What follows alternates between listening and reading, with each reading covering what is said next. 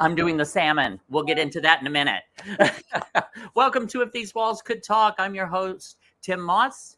And I'm your hostess with the mostest, Wendy Stuart. And thank you for being here with us today. Yes, I just want to say welcome back. We'll get into that in a second. But I also just want to say we did Bitter Betty's a couple weeks ago.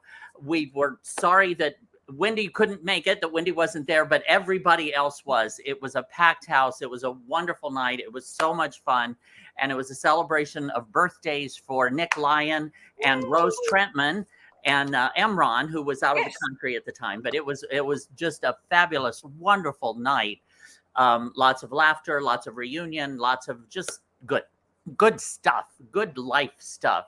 And the reason that Wendy was not there in attendance for the first time ever, I think. First time ever. Well, the reason I wasn't there is because of this. These are salmon. Well, they're not. I'm not telling the truth, but I couldn't get salmon earrings because I was watching the salmon spawn up in Alaska.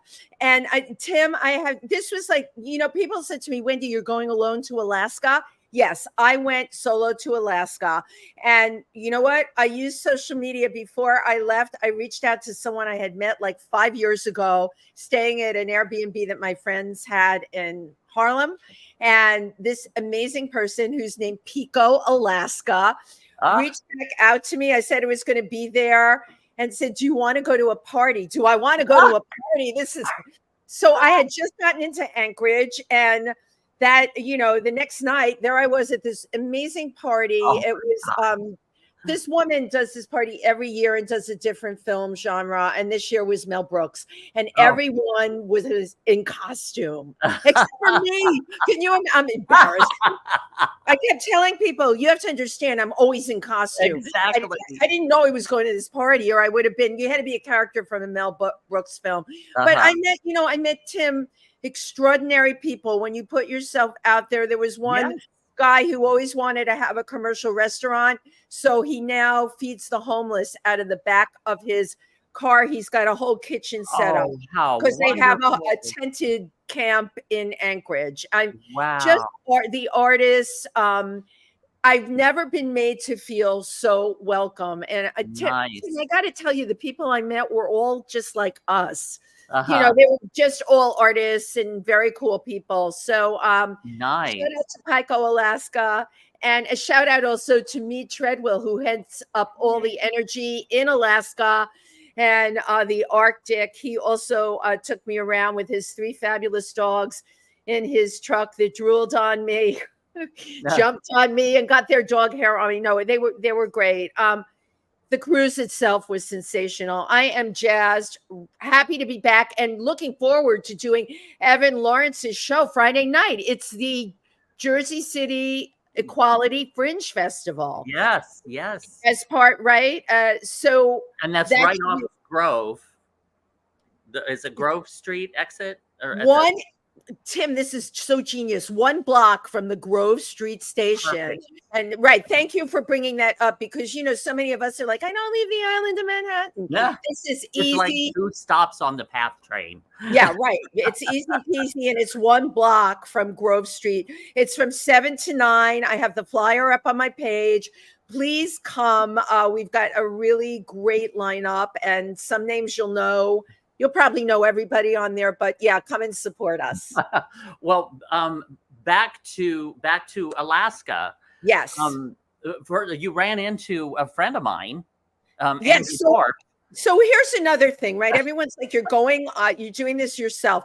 I get on the Alaska cruise 2 days later, completely partied out, really needing to rest. And I see everyone is like older couples or in their family units. And I'm like, what is this girl going to do? So I look at the schedule and I see that there is a gay pride happy hour. Always resourceful. And that is where, of course, I met the fabulous Andrew Dorff, who knows you, Tim. Yeah. Dorothy Bishop, Jesse Lucia. I mean, what are the chances of having that happen? And met a great group from Palm Springs, Boston, and Toronto. and I dined with these wonderful guys every single night. But all the like really adventurous stuff, yes, I did it myself. I went down the river where the glacier had broken off. I was going to say, you saw the glacier? Where the one that had broken off, I put up this all on my Facebook page, the houses that were halfway going in the river. Oh, and then, of course, all right, I know this is crazy. I have an obsession with the salmon spawning. You know why that is, Tim? You know how we're always saying, I feel like a salmon swimming upstream? I was going to say, maybe you were a salmon in a past life. There you go. And we always say, I feel like a salmon swimming upstream. But did you ever really think about what that is? Oh, they work hard. They work hard. They're going to lay their eggs. They're going upstream and they're leaping out of the water. And while I'm watching them, I'm watching a mama bear and her cub come to. It was just absolutely. I pinched myself a million times a day. Is all I can say. What a wonderful experience. Now, you saw the glacier. You did see the glacier. The glacier is beautiful. Again, the pictures are all up. Glaciers are receding because of climate change. Although. Some of the old timers in Alaska said there's no climate change. That's what they told me. And you know what? I don't get into that. Yeah, exactly. So it was amazing. Oh, great to be back here with you, Tym Moss. So that's what you needed. You needed to take some time away and catch your breath. Definitely. Yes, I did. And I think I have kennel cough. Hang on. You could hear it on the ship. It's not COVID, but I called it kennel cough. A lot of people on the cruise had it. It's like when you put the dog in the kennel and you don't give him his Bordetella shot, and then he comes back with kennel cough. Maybe I'll go get a Bordetella shot. Yeah. Is there any veterinarians out there? But I'm excited today because I love our guest who's coming. I do too. So everybody loves her. She's known as the Boozy Chanteuse, and she's been shaking her boobies around the globe, bringing her comic vocal stylings and much fanfare and the occasional arrest. And she's going to tell you all about it at her new show at the Blue Room, which we're really excited for her. I love her to death. Put your hands together for the one, the only MargOH Channing. Cheers, kids. How's everybody doing? I got some water. Cheers. Cheers. I got a dirty vodka martini. I mean, it's 2:00. Why not, right, kids? You only live once. That's what MargOH says. It's 5:00 somewhere. It's 5:00 somewhere. MargOH, I do notice that your martinis are always dirty. Why is that? Well, I like the similarity of salt in another taste. Ooh, I'm so very sure. And I have to tell you, I first met you at Tim's opening. I don't know how our paths never crossed, but when Tim had the opening for his film Junk, that's when I first met MargOH. Can you believe that? Wow. Was it then? No, the first time we actually met when Miss Wendy Stuart was at your birthday party. Oh my God! Right. Well, no. That's how I was Nick Lyon, or I can't remember who asked me to perform at your birthday party, and I had never actually met you before. And but am I wrong? I think it was. Okay. Wait, I'm the one that has jet hag. Hold on. I met you that November at the opening. The opening was in November, and then her party was because Nick organized that whole thing, and it was like first time out with Nick and that whole posse. And I remember him saying, "This is MargOH Channing," and I should have known you. I don't know why our paths didn't cross. And then you came and gave a fabulous performance that January 24th, 6 weeks before they closed New York down at my birthday. That was everyone's last hurrah. I got to tell you. I know it was. That was a big party. Right? Yep. It was like the last hurrah, right? At Club Bedlam, which is no more. Yeah. But here here we all are, and it shows you all the twists and turns that life can have. But let me tell you something. We're still standing. That's right. Yes. We are. Cheers. Absolutely. And I don't know, kids. We might be coming around the COVID bend again. I've been opening up my shows lately by saying, I can finally announce that COVID-19 is over.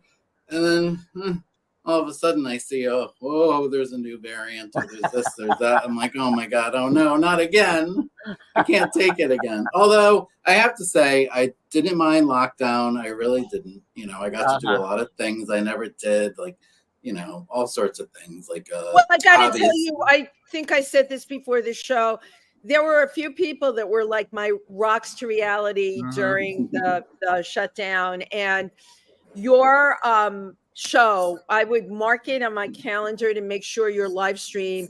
I loved it. I loved watching you. I got to really know you. What was that called? Tipsy or No, that was called the MargOH Channing Cocktail Hour. Yeah, Cocktail Hour. That's what it was. It was one of those weeks I just was like, oh my God, it was really one of the first like few weeks, and I wasn't going out much just to get some groceries and stuff. And I was, living by myself, which was all new to me because I moved back from, to Rhode Island from New York, and I had never lived alone before.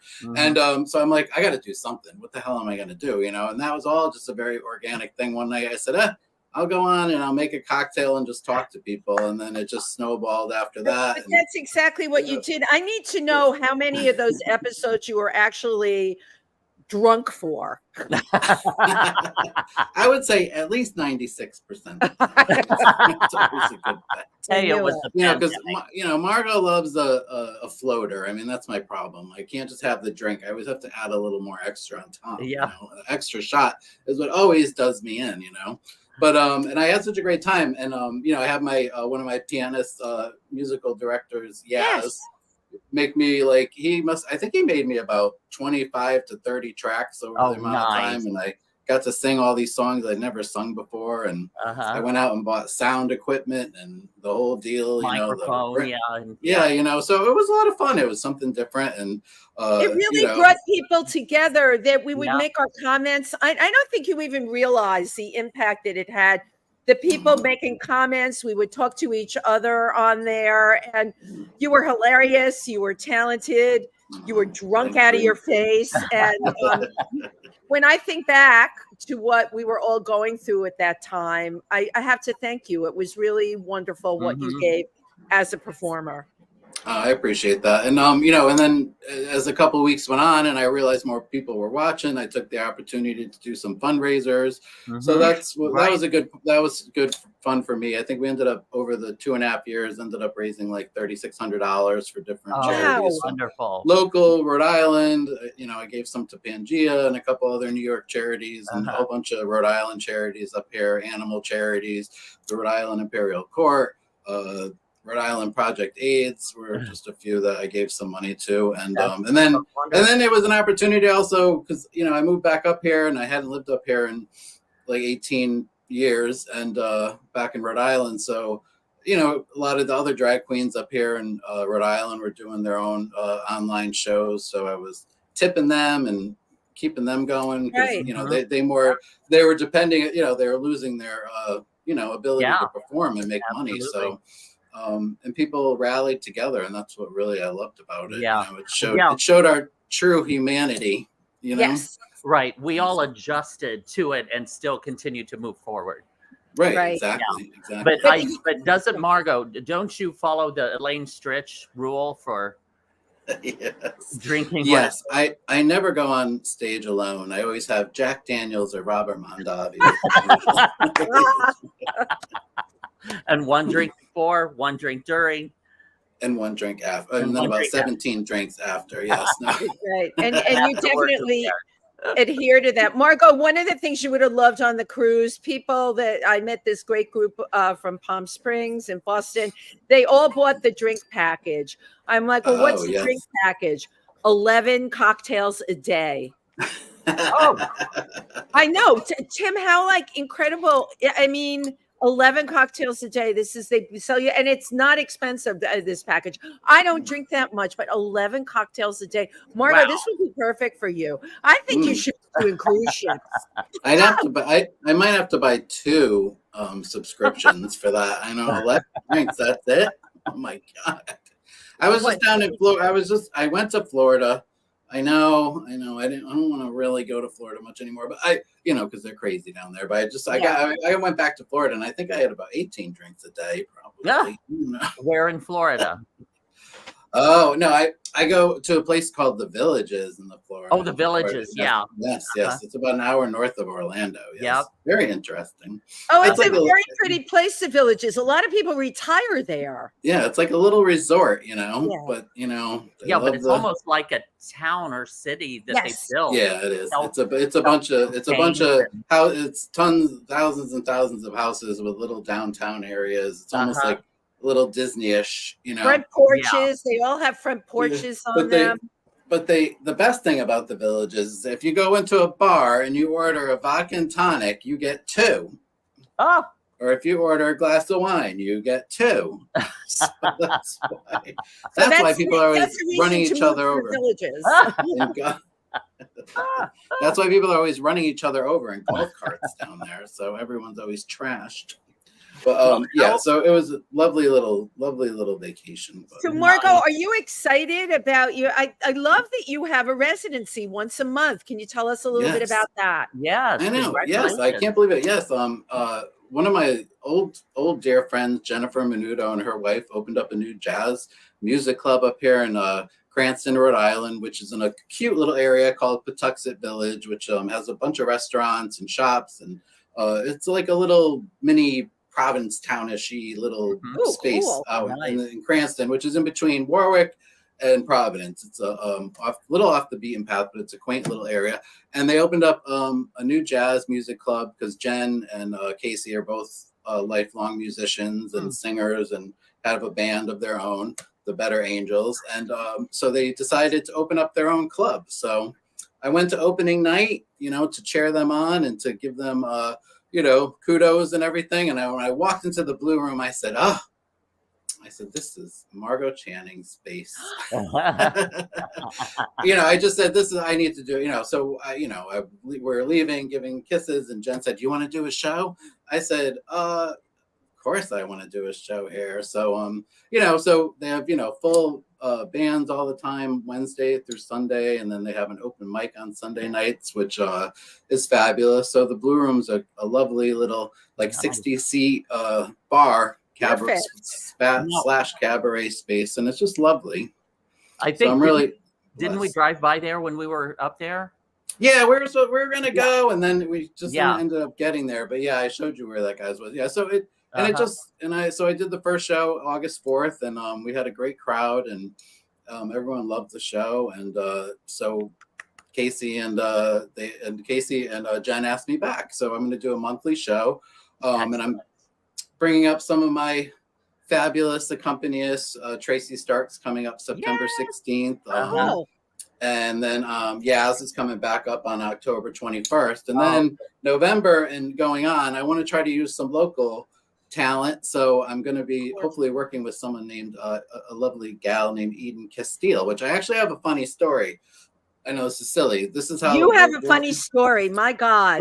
No, this is going to your Alaska story because things it's just such a small world. So anyway, I said to Jen, I said, you know what, I'm going to have to find a local pianist up here because, to work with and everything.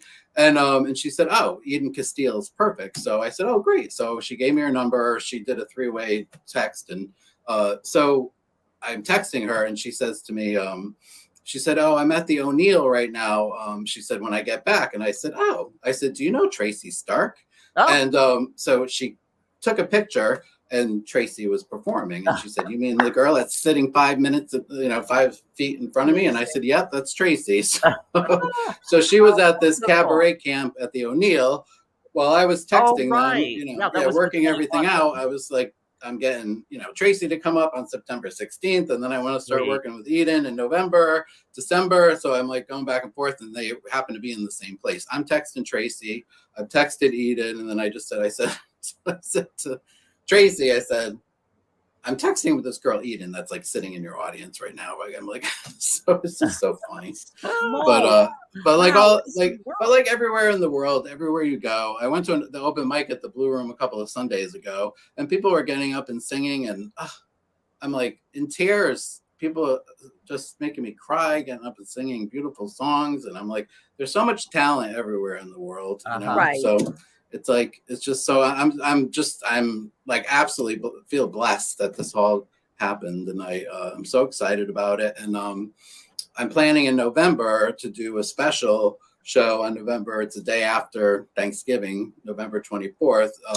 A salute to Judy Garland. So I'm gonna go back. Yeah. So this is what it's exciting me about it, because I'm gonna get to do themes and things that so that's I hope it goes well into the new year. You kind of started your drag career as Judy and Liza, yeah, right? Exactly. Yep. I impersonated Judy Garland and Liza Minnelli for the first 10 years of my drag career. So where and when did you start? As I said, Margot, I don't know why our paths didn't cross, but I guess because you are a cabaret performer, most of the drag queens I knew were lip syncers.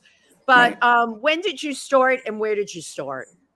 I started right here in little old Rhode Island when I moved to college up here at 1986. I moved to Rhode Island for college. I started doing drag on Halloween, and then one Halloween I won Best Drag in one of the competitions. And then just the next thing that happened to be happening was the Miss Gay Rhode Island pageant. So I decided to run for that. I didn't win, and I never won it, but I came in second runner up, and I did Judy. Yay. And then someone was there in the audience that night that saw me do Judy, and they were like, "Oh my God, your Judy's so good! Come to a show." And then that was in 1996. That was my first paid, or 97. That was my first paid gig in 1997. So incredible. I've been doing it ever since. And then I moved to New York in the early 2000s, and was there and started the whole MargOH Channing, Boozy Chanteuse, and all that. Well, now I forget what was your name, Constantine. What was your name originally?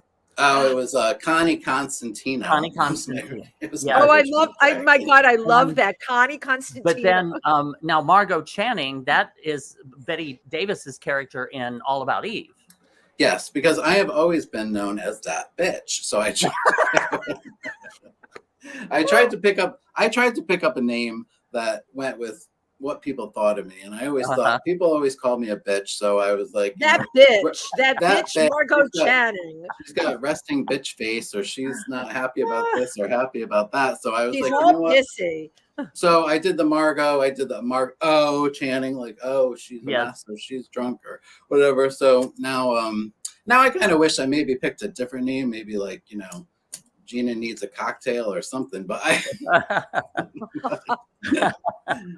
but anyway, that's how MargOH Channing was born. Because that's a huge thing as name when you select a name for your drag persona, definitely.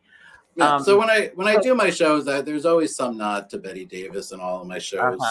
Here or there, I always do some sort of nod to Betty, one way or another. But so now you used to do all lip syncing, like lip sync to Judy and to Liza, and then with MargOH, you crossed over into singing live.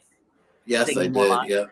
Yeah, because when I moved to New York and I started going around to the different clubs and doing competitions and stuff, doing Liza and Judy, and I just felt like, oh, I think I need to do something more. I just needed to push myself a little bit more. So that's when I decided to go into the cabaret clubs and go that route. And when I first started doing the shows, it was MargOH Channing Variety Hour. So I still did some lip sync and Judy and stuff, but I hired a pianist named Jared Aston who had a boogaloo band. And so he was the one I first started working with. And I actually wrote a lot of great songs with him, like my I'm Not a Drunk, I Just Love to Drink, and MargOH on the Rocks, and I Love My Man.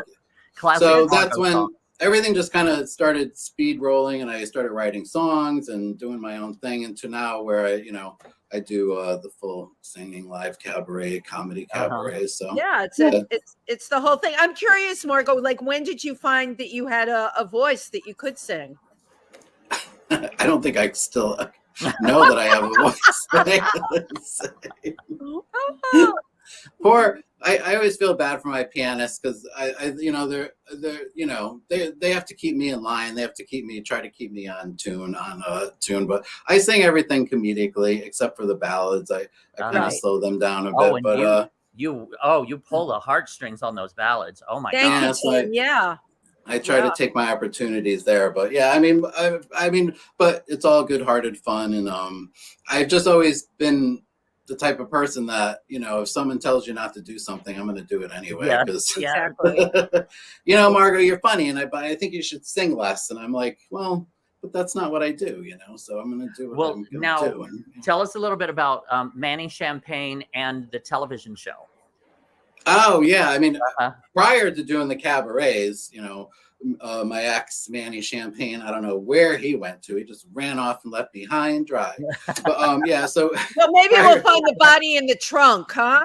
Actually, I had dinner with him a few weeks ago. Oh, he's still alive. Okay. How dare you? No, I'm just kidding. No, we're still friends. Manny Champagne. We're still friendly. I mean, we were together for over 20 years. I mean, wow. It's hard to, but anyway, yeah. So actually, the first thing that we did when we moved to New York, besides doing a little performing, I did the MargOH Channing show, which was on Saturday nights at 11 p.m. on MNN, and we used to do comedy skits, and we had I remember people over for interviews like Penny Arcade and of course Linda Simpson. We did about and Michael Musto, Michael Musto, yep. We did. Michael came over, and then a lot of musicians came over, a few drag queens here and there. And then my friend Nellie Mackay was a guest several times on the show. And so we would do skits, interviews. I would do a lot of Judy lip sync and stuff. So yeah, we did that for like 3 years. I think we did like 21 original episodes. Wow. So those are archived now, aren't they? Oh yeah, they are. I had those, a friend of mine, Jose, archived all those for me. They're archived at Columbia University. Yeah, Columbia. That's IA Center up there. Yeah. So as far as I know, people find them on your YouTube channel too. I have some clips on there, but the funny thing was I've never seen any of these. When we started doing them, everything we were doing it on like Super 8. It wasn't even digital at that time. So wow, huh? It was. We literally would. It was so junky that we used to edit from VCR to VCR. VCR, I've done that before. Like literally like sitting there like VCR I love it. That's how janky it was. But yeah, I still have all the episodes on VHS tapes. I've had a few of them digitized, so I can send those to you, Wendy, if you want to watch a few. Yes, I have about. No, you know what? That's not true because Columbia digitized them for me. Duh. So I have all of them digitized. I just have never taken the time to sit down and like edit them down and stuff. But I should. It was a lot of fun. It was crazy. We used to do, like workout skits and our Christmas special. Our Christmas special was, like Rankin Bass. So we dressed up as Rankin Bass characters, like from Santa Claus is coming to town and stuff like that. And yeah, so we had a lot of fun. It was just zany, but but a lot of that is what introduced me to like the downtown scene in New York, and how I got involved with eventually like doing my cabaret shows at PANGEA and becoming friendly and working with people like Penny Arcade and LaJohn Joseph. There's a whole list of people down there. But yeah, so it was, everything about New York was a great experience. It was hard, but yes, absolutely. And you know what? You used it well. I've been in New York since the late 70s. It's just incredible. I consider myself blessed that I finally did get to know you, thanks to Tym Moss and his opening of his film Junk that November, that Nick Lyon coordinated a whole crew of us. And just as a performer, you have given so much to the community. I would love right now to play your clip. Oh, so sure. Let's do it. I love your clip. Let's take a look at MargOH. Hey kids, this is MargOH Channing, the Boozy Chanteuse, and this is my drunkalicious performance reel. My shows are always filled with original songs. Even though I'm a scratchy singer, it's gotta be told, so here I go before I go too old. But kids, I gotta sing it. But I'm going to wake.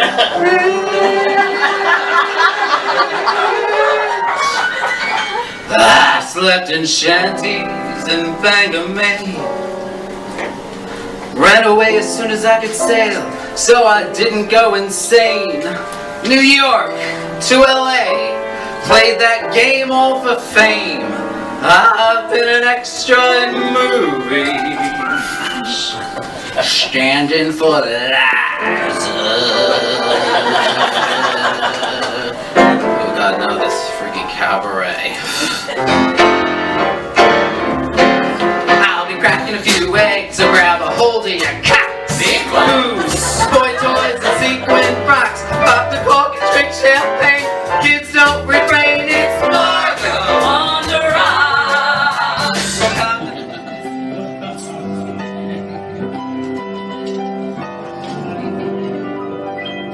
We often listen to music. Rachmaninoff, Dylan, the Blue. But nothing compares. No, nothing compares. When MargOH sings the words.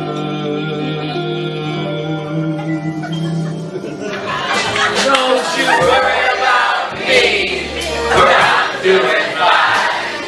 Cocktails in my grace and borderline. It's the Irish in me, still so light on my feet.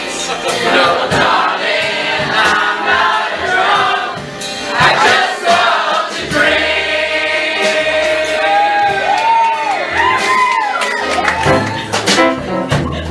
I love my man gay, not sure what to say. I guess I was born this way. I'm not embarrassed, the gays I cherish. Straight men can be so garish. I want a twink that slinks, or a bear who's soft as mink. I don't discriminate, for I love a fat and femme to a jockey masculine. And I'm always down for a sloshy standard. You are great wherever you're going. I'm going your way to drifting hard to see the world. There's such a lot of world to see.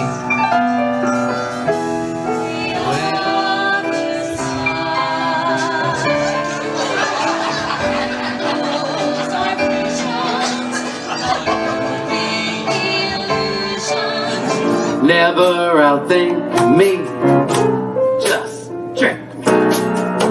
Polar bear rug me, don't bug me. You thunderbird me, you hurt me. I'm getting hungry. Feel me agree.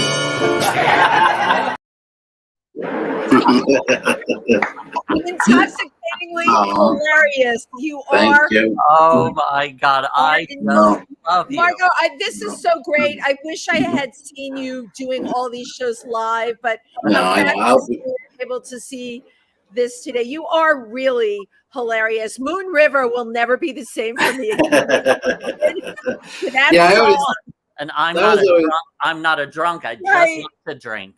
yeah. And I've just watching this, and some of those songs I wrote back in like 2005, 2006, 2007, and I just sang all those songs in August up here. So I'm like, oh my God, you know. And but it's funny because like MargOH on the Rocks back then, I had backup singers and stuff like that. So the other night I sang it by it's funny, my friend, my wardrobe mistress, Berna Breckenridge, aka Mike D'Antico, he said to me after the show, he said, I love MargOH on the Rocks, but you need to get the backup singers back for that because that makes that song, you know. So it's funny how over the years things change and you know you have to do things differently. But yeah, that's my favorite thing to do is write songs. So I always send Tracy lyrics all the time and say, oh, I think this would be a good song. And you know, we've written about 6 or 7 songs together now. Tracy and I wrote 3 songs together, and then with Jared I wrote like 6. So, I think didn't Tracy? Did you do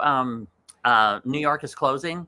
Yeah, New York is Closing. That's really that song gets me every time. Fabulous, right? That was inspired by Penny Arcade's performance. Yes, I could totally see that. Her show, Longing Lasts Longer. Yes. She had a line in that show saying cupcakes are taking over. Cupcake shots are taking over on every corner. So I I went to see her show, and I wrote that down on my thing. I said, oh, I love that line. I said, so that's how that song was born, from that one line, cupcake shops on the corner for her. So I took that, and I made it a tribute to all the people that made New York what it was, like. So yes, because she did a whole thing in her show about Magnolia Bakery and Sex in the City and what New York had morphed into. It shows you, though, how one artist, by one line in their show, can completely inspire somebody to write a whole piece like you did. Oh, Penny Arcade. Penny Arcade is one that she dropped so much wisdom and just such a level observation of what is happening and what is going on. Yeah, I mean, she's my biggest muse, I think. I love Penny. She's a nice, super nice person. She's a great person. And Margot, during the pandemic, I watched your show. I also watched her live stream faithfully, which I loved. She did it from her apartment. She would just go off on things. I hung on every word. I love people. It was she's a great inspiration and an amazing artist. Yeah, she's almost like a preacher without the dogma. Preacher without a pulpit. And like, actually, she just posted something the other day about, she's a journey woman. I mean, she chose she's traveling now. She chose, but I mean, her career, she chose to, keep at what she was doing rather than necessarily going for being a huge celebrity. I mean, she stayed true to her art. And, I read that. I remember reading that post. And as performers, there's always that dichotomy, right? You want to be true to yourself, but you often still also want to make money in this industry. Oh, of course. As you can. But the two are always, it's like such a friction. We talk about this all the time, always coming up against each other. It's tough. Oh yeah, no, it is. It definitely is. I mean, but you know what? I'm not gonna do something because I'm not gonna make any money. I mean, you know what I mean? Like, if I really want to do something, I'm going to do it. Rather, I mean, money is not my driving force, for performing. So, it's always been the creativity and the weirdness for me. Is what it is. Right. I came from There's something to be said about that. I know we talked, and I said, "What do you do when you're not performing?" And you actually have a very lucrative job, which is amazing. And I think the wisdom in that, when kids talk to me about, because this is all I've ever done. And I, at this point in my life, I'm like, holy moly, I came back from this cruise and I said to Tim, the most obvious thing to me on there was there were none of us entertainers were on a cruise. Okay. There were kids who were the entertainers, but the people that had the money and had been on 10 and 20 cruises all had regular jobs. And those days of being told, oh, you know what, you got to commit 100% to your performance. I don't believe that at all anymore. I think you've got to be able to split yourself in two and be able to do both. That's what I think.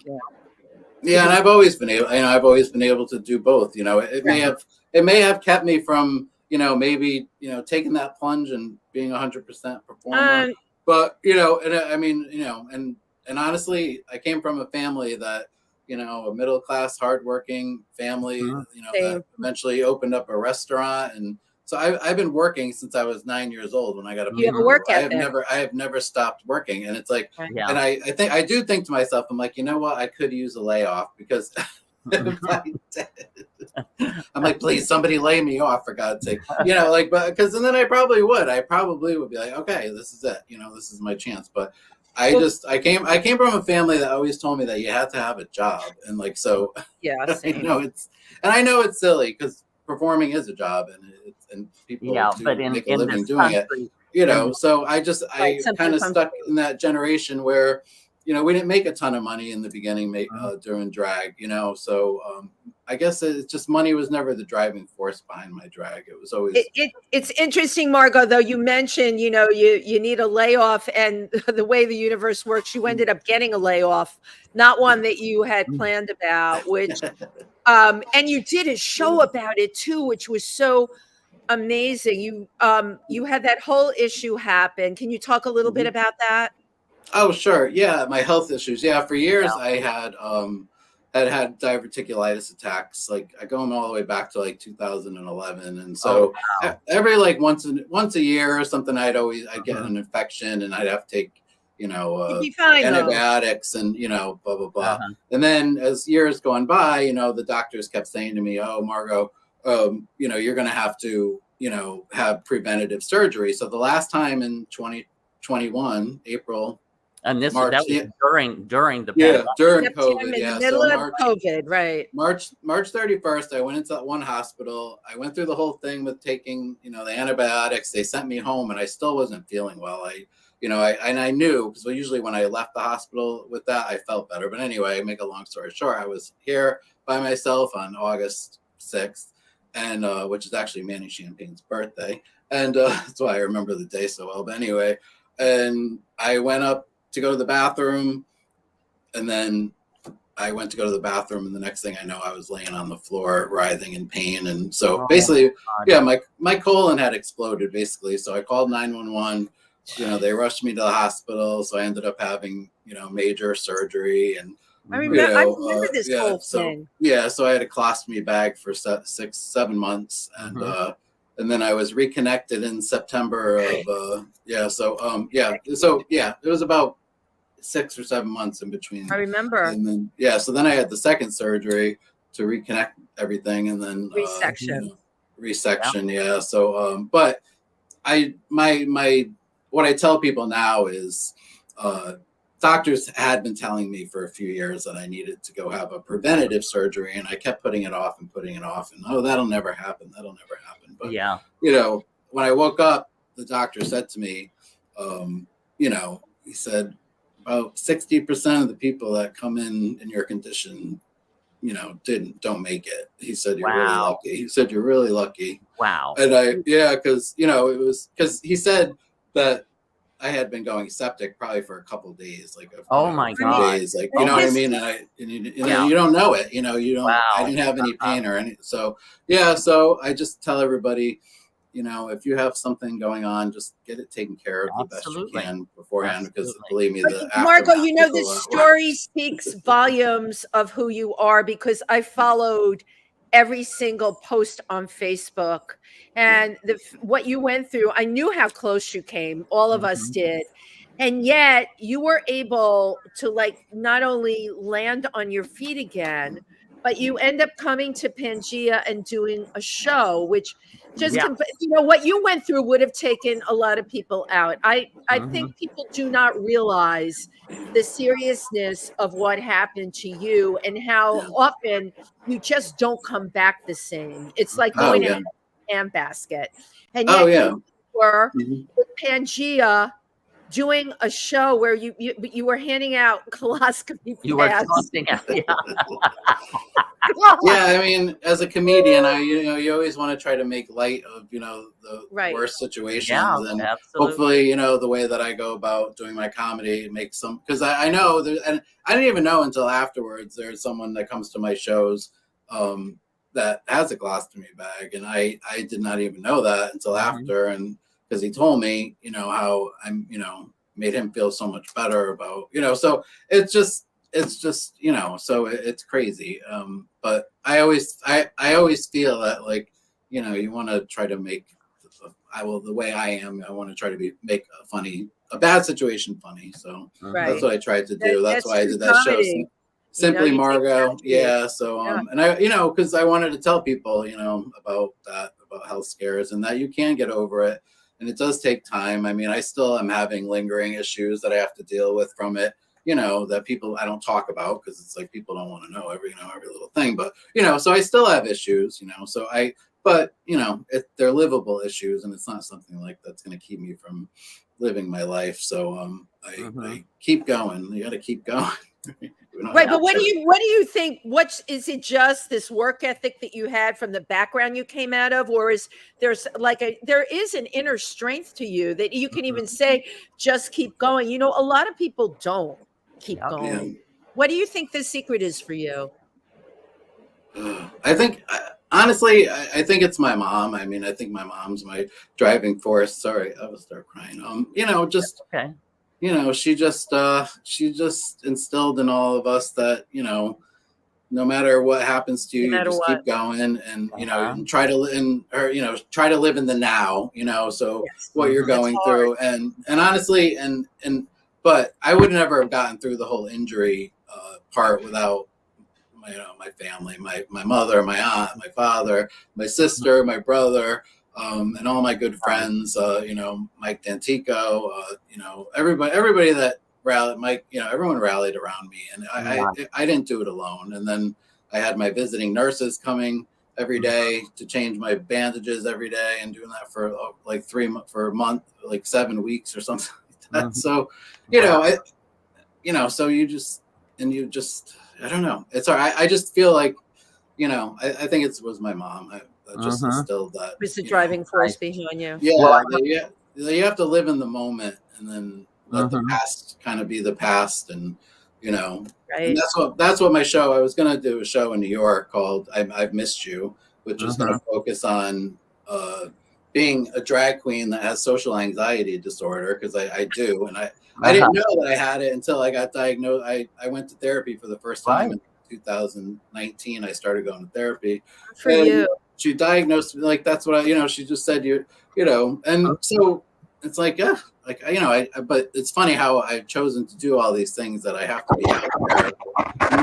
I'm the type of person that would rather sit at home, you know what I mean, and not be social. Yeah. So I really have to, you know, focus my energy. So when I'm going out or going to be in a group of people, because I get very quiet, you know, and it's not like what a drag persona should be, you know. So my show was going to focus on that, and you know, and how you work around that, you know. So now so one of the most revealing shows of yours that I saw was at Dixon Place for The Love of Judy. Wow. You talk about growing up and the challenges and struggles you had, and how you ended up that that'd be great. That album really spoke to you, and it kind of helped you through a lot, and the loss of your brother, and I mean, it was just it's a very personal, that was like kind of my personal story, and I was so blessed to be able to present that at the Dixon Place Hot Festival. It's been a while now, and but I'm actually revisiting that with everything that's going on, and now I'm starting to perform again, because that was a 2-person show, so I'm trying to restructure it as a 1-person show, and hopefully bring that to the Edinburgh Fringe Festival next year. That's what my plan is. So that's why I was going to say I'm reaching out to all you kids, all my fellow performers that might be interested in going to Edinburgh Fringe Festival next year. Let's get together and talk about it. I was talking to our friend and performer Dorothy Bishop about it. She had asked I love Dorothy. She's a hoot and a half. She's so talented. Oh my God, talent oozing out of that woman's pores, you know. And and we've been friends.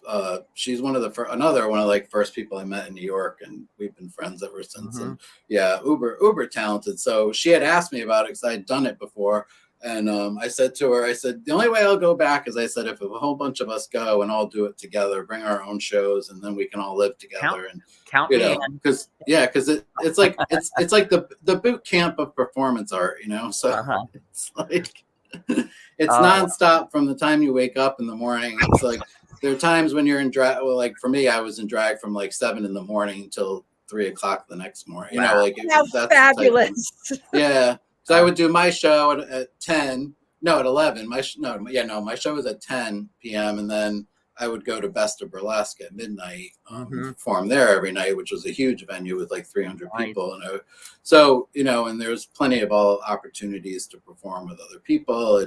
And again, that was another situation where I met a lot of people that I'm still friendly with and have collaborated with over the years. So, amazing. Yeah. So, but yeah, I For the Love of Judy was like one of those things where I wanted to bring it forward and everything, but then you know, it's hard to do that personal story. So I know. So Margot, you mentioned I've Missed You. What and that's going to be more of a personal journey. Tell us more about that and the plan for that. Yeah, I just after I did the show Simply Margot, which kind of focused on my injury and everything, and then I just wanted to bring it a little bit further and focus on the mental health part of life and how we get through those situations and how so it was a song actually that I got inspired by Pat Benatar for that one, her song We Belong. I went to go see her in concert, and I love her. So I do that a lot. Like one of my processes is like if I like a song or something, I will, and I want to do a song in a show, I'll build a story off a song like that's personal to me. So that's kind of how I work my shows. That's kind of how I do them. So so a lot of times I'll pick the songs I want to sing, and then I'll write the story around the song. It's not Yeah. So that's your process. No, you're so because you were originally scheduled for September at PANGEA, but you're postponing it until probably spring or I just didn't. I honestly, a few things, family things came up and personal things and everything, so I decided to postpone it. And then the Blue Room thing, I decided, I need to focus all my energy on. I hear you. But isn't it wonderful? Isn't it wonderful having all the opportunities? Yeah. Oh yeah. Really I love that. Love it. Now, we kind of got into like For the Love of Judy, that kind of told your lifelong story, but you also have a history of Margot. So tell us about Margot's history and how she came about. Where was she born? And Margot's born in Bangor, Maine. Wow. Of course she was. I'm the daughter of a poor fishmonger from Bangor, Maine, And I was when I was 12 years old, I was taken to New York City to work at my aunt Trudy's bar called Big Trudy's on Delancey Street in New York City. And my Aunt Trudy was a lesbian, so she introduced me to all her lesbian friends. And then she decided to give me the name MargOH Channing because my actual real name, my mother, Hattie, my mother, Sully, named my sister and I after stinky fish. So my actual name is Haddock. So Aunt Trudy was trying to sell a little bit more than drinks. It's like as far as I was concerned to some of her clientele. So, but what happened was I was discovered behind the bar because I, have kind of big knockers. And then the next thing I know, I was whisked off to Hollywood and I was doing sexploitation films for Russ Meyer. My God. Oh my, you worked with Russ Meyer. I mean, I am completely impressed. Yeah. And then after that, I kind of had an affair with a child star named Rodney Allen Rippey. I don't know if you remember Rodney Allen Rippey. So that became a bit of a scandal because we were about to get married, and then I had a little tryst with Neil Sedaka in the shower. Of course you did. And then I had to flee the United States, so I ended up opening up a 25-seat cabaret bordello escort service in Bangkok, Thailand. So I lived there for about 15 years, but I don't remember. Do you remember the artist Charlene? I don't know if you remember Charlene, but she came to perform. I remember the name Charlene. Yeah. Never been to me, Charlene. Yeah. Well, she accidentally burnt down my 25-seat cabaret bordello escort service. I'm sure it was an accident. I'm so sorry that happened to you. So I ended up having to move back to New York City, and that's when I started doing cabaret again. And then, but also too, as a side gig, I became the world's most decorated extra. So I've been in. Wait, but I have a question. What did they decorate you with? Oh, the Exie. You've never heard? Oh, yes, the Exie. It happens in every October. It's usually at the Howard Johnson's Motor Lodge in Topeka, Kansas. Yeah, that's where they give those out well, they've been changing the location lately. The Exies are for extras, right? Yes. Right. The Exie Awards. I've won 35 Exies. Yes, I have. Yep. And my first role was playing Shelley Winter's body double in the Poseidon Adventure. That was the first. I know this scene. Wait, she was like swimming. You think her fat ass could have swam that far? No, thank you. Oh, and then I was the one. I popped up out of the water. That's all. you know. And then I also played Fembot number 6 in the $6 Million Man by Anakin crossover episode. You know? Oh, these roles! My God, they're poignant. Yes, they were. Well, it was always the roles that I did get as being an extra were always like they were meaty. You know what I mean? They were meaty roles. You know, like I also played Dead Girl number 26 in the Attack of the Killer Tomatoes. That was a little less, you know. And then I also played Zara. Tears to my eyes just hearing this. And I also played Zara's sister Zazu in the Planet of the Apes, you know, the original one. So, you know, a lot of costuming. I was always in a lot of costumes, you know. Yeah. So, but yeah, so it's been a great career. What you made up for in costume for the lack of lines that you had. Yeah. Well, you know, I mean, it's you know really what they say: heavy on costume, short on words. Exactly. So, but you know. To me, the extras always make the movies. I mean, you know, There you how go. many times? I mean, Let's honestly, hear it for the background actors. yes. No, I mean, honestly, I've known so many actors over the years that you know that's how they make their living is by being extras. So it's good work if you can get it, kids. You know, well, I've got 2 more things for you. One is and then we have a lot of comments, Tim. We got to get to our comments. Oh yes. You one is you share a birthday with someone. Yes, I do. Whoa, I share a birthday with Cher. Yes. Oh, of course you do. Turn back time. If I could turn back time. Yeah. And the other thing is wedding officiant. Oh yes. Oh, back in about 8 or 10 years ago, I became a ordained minister, so I could marry good friends of mine, Ari Davidson and his wife and her wife Meg. I'm a minister. So if anybody, you know, wants me to marry them, just let me know. Absolutely. I will do that. Yes. Okay. My goodness, we've got a lot of. Okay. I know I can't see it. So, our good friend Sue's from Stu's yes. GX Design says hello. Hey, Suze. My friend Miss Taro D says Tim and Wendy hi, loves can't stay but wanted to drop by and share some love. I will watch replay later. Everyone knows and loves Tim. Salmon spawning hum caviar delish. Let me see. Cecily Williams. Cecily, one of my favorites. Says hello and says, "Oh my God, this is going to be the best hour." And then Ms. Tara D comes back on and says, "Margot, you are gorge, doll." Thank you. I know I put on new hair today and everything.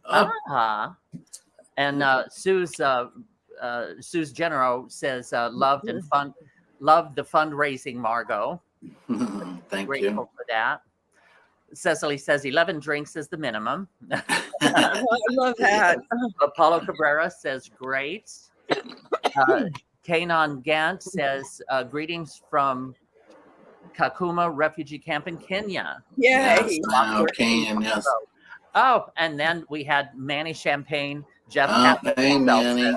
says Bye, the late great insane Jerry Visco's friend Jose. I think that was on about your Yes. Okay.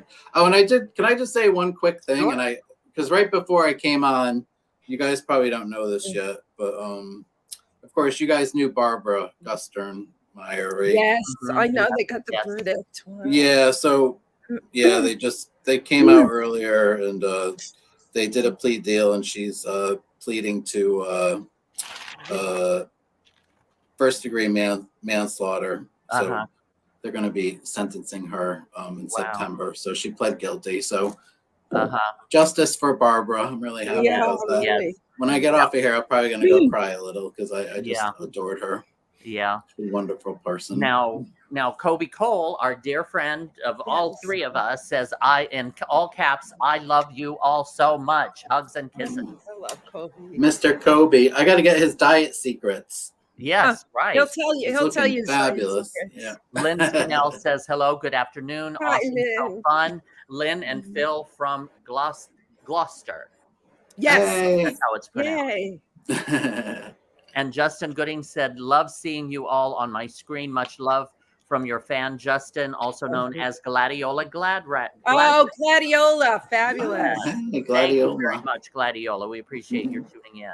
And everybody, thank you. Thank you, everyone who tuned in. I lost my voice, but it came back. Oh Thank no. All right. Well, thank you, everybody. We so appreciate you Thank tuning you, in. everyone who tuned So, in. Margot, what is coming up? What's the next thing? Tell us a little more about the Cranston and. Oh yeah, so I actually this Sunday I'm doing actually the next thing I'm doing is Sunday at the Estuary in Old Saybrook, Connecticut. I'm going to be hosting Estuary. at the Estuary. Yes, I think it's a senior center down in Old Saybrook. I'm going to be hosting the Pride Bingo down there for a friend of mine who reached out to me last minute and asked me if I'd come down and do it. So I said, "Oh yeah, fabulous." So, yeah, so that's my first thing, and then I'll be working with Tracy Stark to do my show in September at the Blue Fabulous. Room. Love Tracy. So we took the show that I did, and now we're gonna make it. We're called it After Dark. So things are gonna get a little raunchier. You know? It's gonna be raunchy and spicy and yeah. So it's gonna be a little darker, a little sexier, a little drunker. So so yes, please come down to the Blue Room. It's in Cranston at 2197 Broad Street in Cranston, Rhode Island. It's a lovely cabaret jazz room. And now, when are you there? When are your shows there? yeah. Oh, I am there September 16th at 9:30, and then October 21st at 9:30, and then when's the other one? Oh, November 24th, the day after Thanksgiving, I will be there,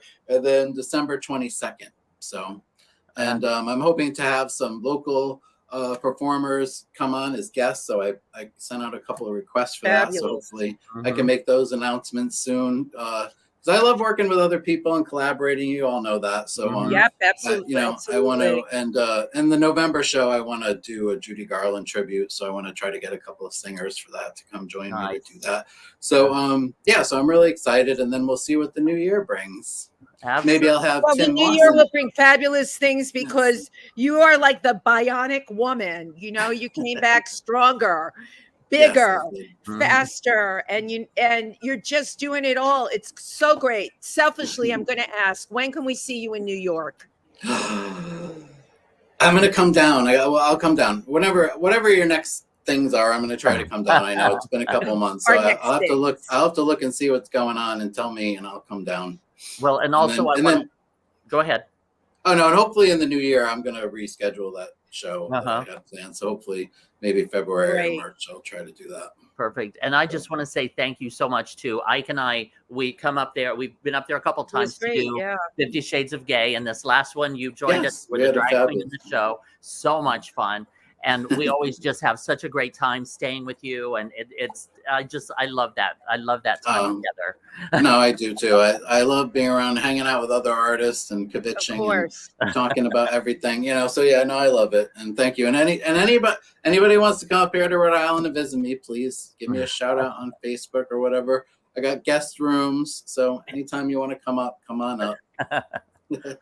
Oh, well, I am so grateful that you took the time to sit down and chat with us. I'm honored to have been on your show. You have some heavy hitters on here. We're really looking forward to this. You know, I was in Alaska and I was making sure I got all your promotional stuff out and everything. We love having you. Absolutely. Everybody loves MargOH Channing. Yes. I love everybody. And one of Margot's songs is Bounce Your Boobies. That's right. Get into the swing. Bounce your boobies. Swing is everything. Makes no difference if they're big or small. As long as you give it your all. Hey, bounce your boobies. Get into the swing. Bounce your boobies. The swing is everything. Makes no difference if they're big or small. Come on, girls, and give it your all. Hey! Yeah. Thank you, MargOH Channing. Thank you, guys. Love you. Love you. Thank you, Sam. Thank you, Margot. Thank you, Cameron, our producer. Thank you, PANGEA. We will be back next week. Thank you for everyone who tuned in today for your wonderful comments. And see you all Friday night who's coming to the Fringe Equality Festival in Jersey City from 7 to 9 at the, where is it going to be? Just go to my Facebook page or Evan Lawrence's Facebook page. Come and support us. It's going to be a very fun show. Thank you, everybody. All right. Cheers. Bye. Cheers.